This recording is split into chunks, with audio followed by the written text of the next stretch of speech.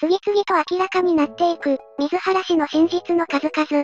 真実が明らかになっていく中、大谷がその話題を吹き飛ばすほどの活躍を見せています。今回は試合後のロバーツ監督が大谷について語っていますので、翻訳動画としてご覧ください。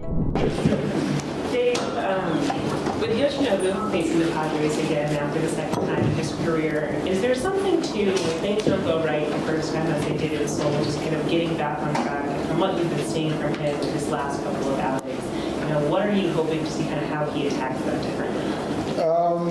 I think it's just, with Yoshinobu, the last couple, the command has been considerably better. I thought, in Seoul, they got on him early, and they didn't relent. And so I think he's got his footing now. I think it'll be a different ball game.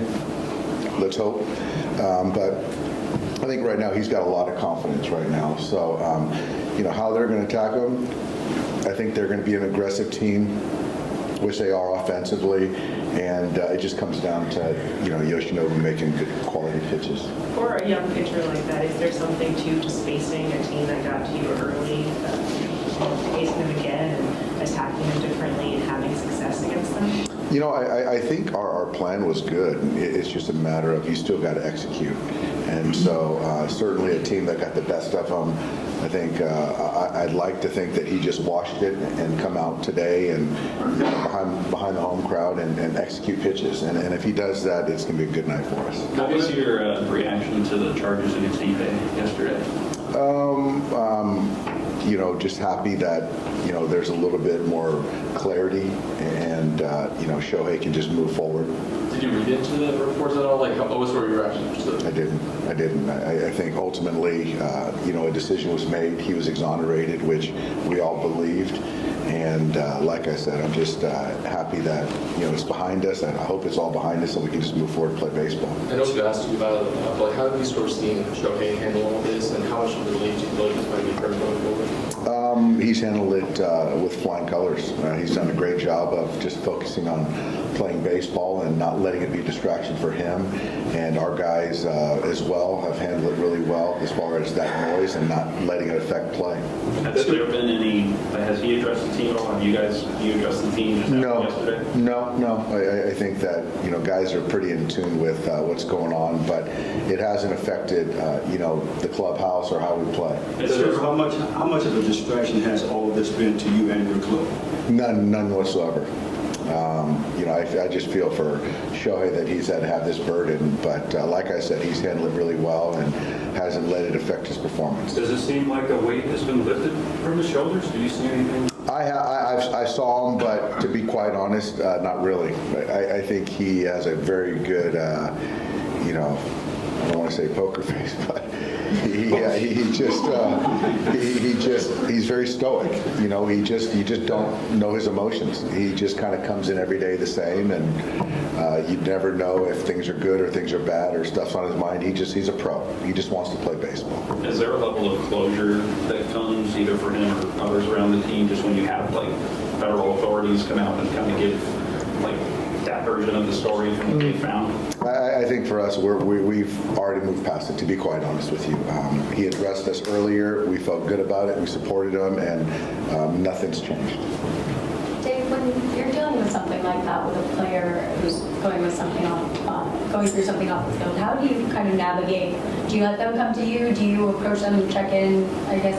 I think through every situation is different, but there's a little bit of a check-in, and he has different relationships, whether it be myself or different teammates, people within the organization, and you just want to make sure that he or any player is supported. And Dave, you got Chris Taylor starting at left tonight. He's gone off to a little bit of a slow start. What have you seen from him so far? Is he fully healthy? Do you think he needs maybe more consistent at bat? Just kind of what's your overall assessment so far of Chris Taylor? He's scuffling, certainly. I think, in spring training in Seoul, I thought he was swinging the bat really well.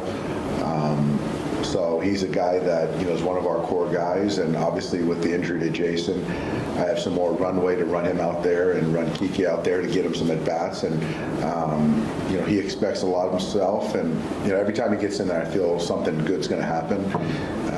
So hopefully, he's always been a streaky guy, and so hopefully that, it'll stop tonight and he can kind of find something that clicks for him. But I'm trying to give him some runway, as well as Kike while Jason's down. I think right now he's healthy, he's strong, and there's nothing about the body for me that's being detrimental. When you have a guy like that who has a bad start, who has a really bad start, do you talk to him? Do you try and keep him going and keep it positive, or how do you handle that? How does he handle that? He handles it really well. He comes in every day fresh, prepared. With Chris, he's not a guy that I really have to kind of coddle or pump up. He's pretty turnkey as far as how he prepares each day. Very level-headed. So for me, he's very mechanical, and you just hope that a swing in that bat kind of gets him on track. Is Hayward close? Jason swung the bat today. I saw him do some wind sprints, which was good. Hopefully he comes in feeling good tomorrow and can continue to build on that. What the next course of action in the next few days, I think it's all contingent on how he feels tomorrow. I think he's eligible to come off on Monday. So honestly, I don't think anyone knows until, he comes in tomorrow, after this big workload day.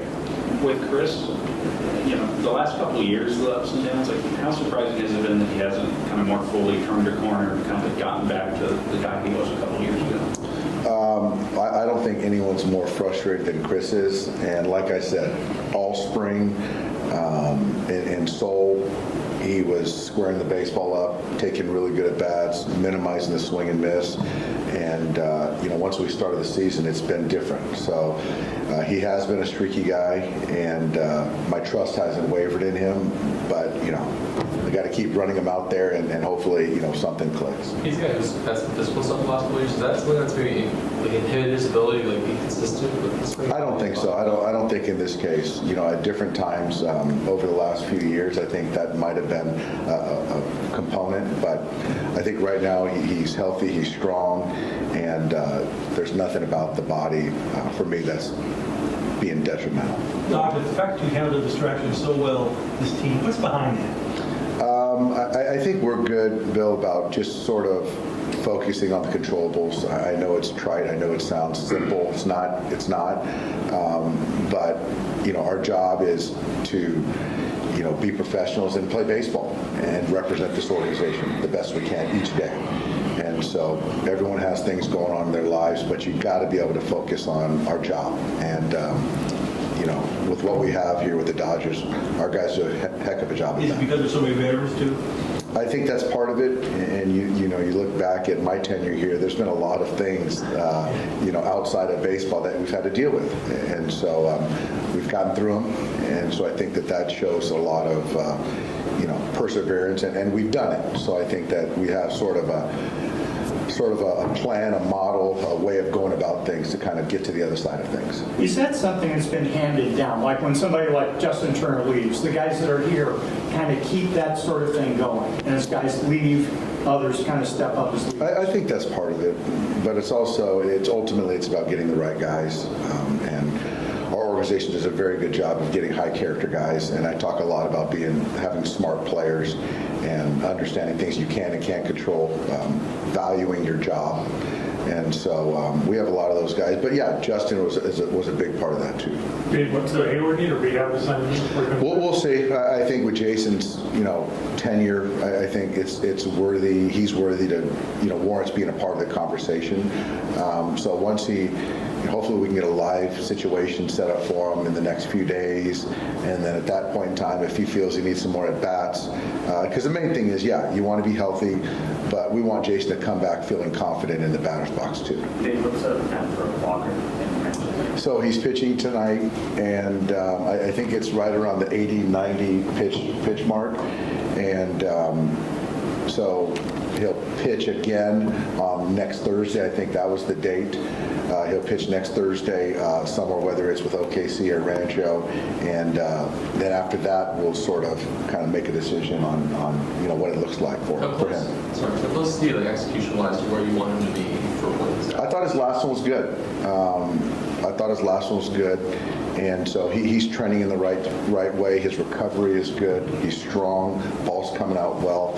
So, after this one, I would expect it to be a really good one, and we're really close. I'm very excited for Walker. I know he's chomping at the bit. At what point do you guys just decide kind of what the plan is with him? If it's like a 6-man rotation, or if someone comes out of the rotation? I guess, when do you start looking at it?